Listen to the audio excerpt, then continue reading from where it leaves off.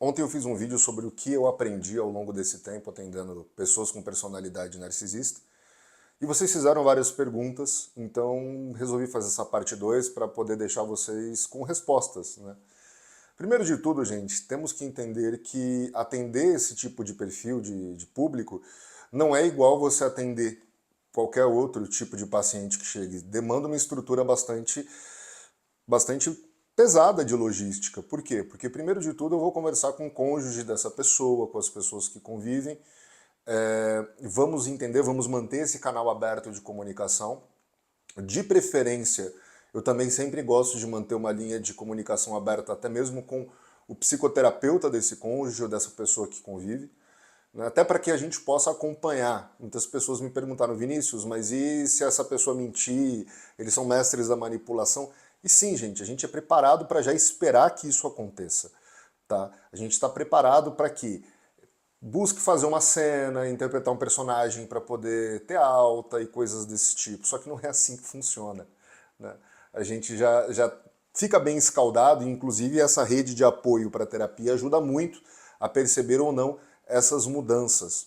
Então, durante o processo próprio da terapia, tem alguns momentos que eles não se aguentam, eles atacam mesmo.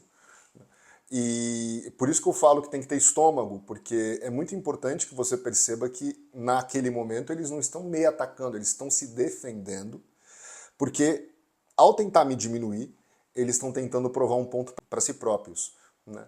Então isso é uma coisa bastante importante. Outra coisa que me falaram, Vinícius, mas se eles... isso fica só um tempinho, depois volta a ser o que era. Gente, quando a gente trata de terapia do esquema para transtornos de personalidade, não existe cura. A gente vai trabalhar estratégias, exercícios para que essa pessoa possa ir realizando uma remissão dos pontos desse diagnóstico e aprendendo estratégias para poder lidar e viver bem com os outros, em comunidade, em sociedade, dentro desses ambientes, né?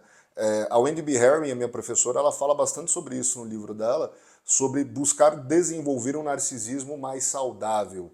Por exemplo, uma espécie de um Michael Jordan, né? Quem assistiu o Arremesso Final na Netflix sabe o que eu estou falando.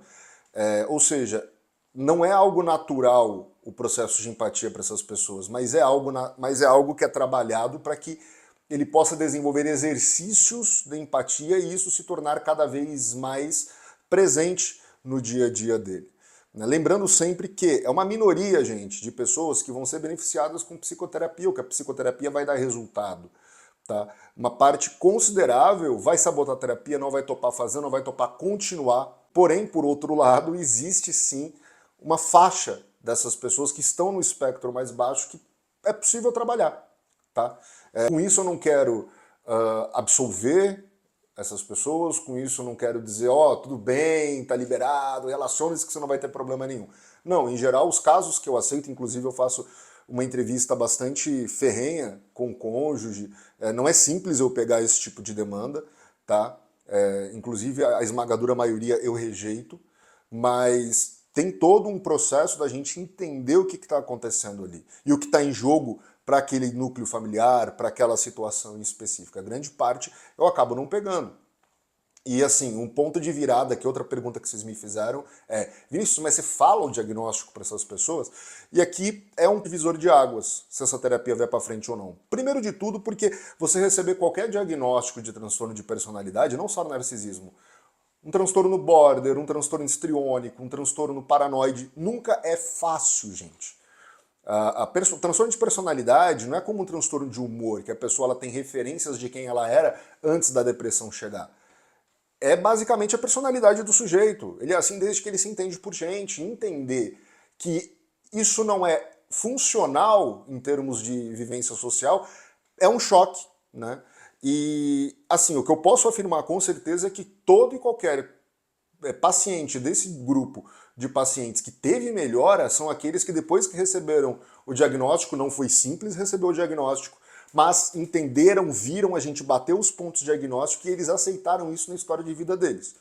Existem pessoas que aceitam? Existem. São a maioria? Nem de longe, tá? Mas o que eu posso dizer é que isso separa, né? Porque não existe melhora se você não aceita a sua condição.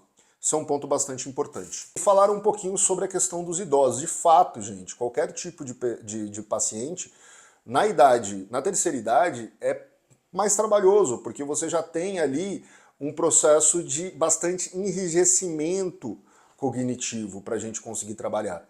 Então, não é incomum a gente ver pessoas desse público bastante azedas, bastante piores naquilo que fazem quando chegam à terceira idade. Inclusive, eu tenho no meu círculo pessoal, não profissional, mas pessoal, convivência com um casal que está juntos há muitos anos, há muitas décadas, né? E as coisas só pioram. E assim, vira uma espécie de simbiose muito complicada, porque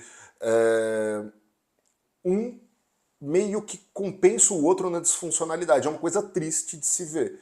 Então, com certeza, quanto mais cedo a gente consegue trabalhar com esse público, melhor. Bom, espero ter deixado as perguntas de vocês com respostas e, se possível, dá um suporte aqui pro canal, se inscreve, deixa um like nesse vídeo.